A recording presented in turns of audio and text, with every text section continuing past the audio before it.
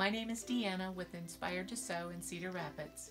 I'm here today in my home studio sharing with you my Bernina embroidery and sewing machine 770. I'm going to start by showing you that when you open and turn your machine on, it's going to come straight to the straight stitch. We're going to go ahead and sew.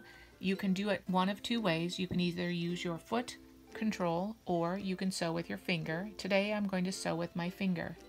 I want you to watch the needle as it starts because I have the auto tack down pre-programmed. So it's going to start, tack down, and then sew. Here you can do the reverse and it will automatically reverse. Pretty cool.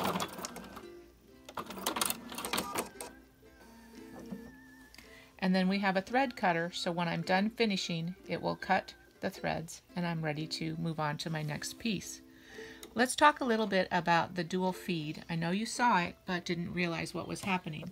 On the bottom, the feed dogs are typical of most sewing machine, but this one also has what's called a dual feed, and it has a second, I'm going to lower it here for you. It has a second feed dog that runs on top of the fabric, kind of like a walking foot. Let's watch it here with the zigzag. I'm going to choose the second zigzag, the second stitch called a zigzag, and I'm going to again start sewing with my finger.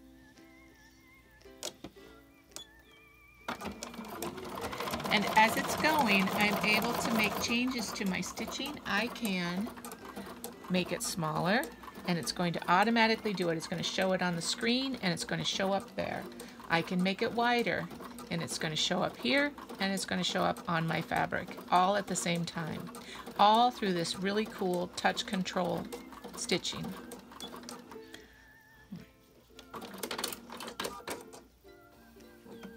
Let's look more closely at the screen. As you can see, we have several folders of stitches. The basic stitches we just used. We also have decorative stitches, lettering, buttonholes, and quilting stitches. I'm going to switch our foot out to a number 20C, which is the open embroidery foot.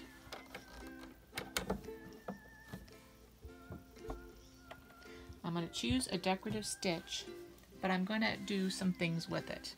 So we're going to go to the decorative stitches. Over here I have just a single stitch, so I'm going to choose combo mode and I'm going to create a stitch. We're going to do this little flower here. As you can see, it's in blue. That's the stitch that I added. I'm going to add a second one.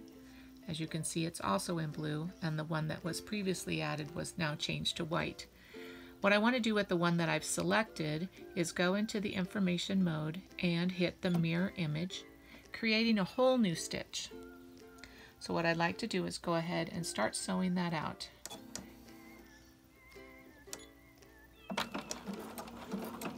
We'll speed that up a little bit. And you can follow along up here. As long as it's blue, that's the stitch that the sewing machine is sewing.